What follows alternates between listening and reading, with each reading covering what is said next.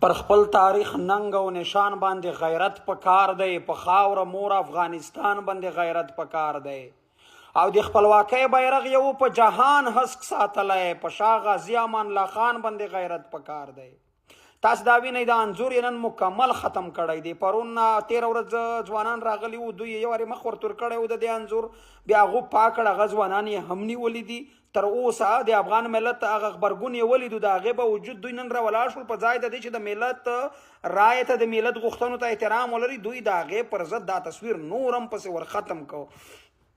مقصد مې دا دی چې ګورئ، په هر افغان باندې په شاه غازي امان الله خان غیرت کول فرض او قرض دي.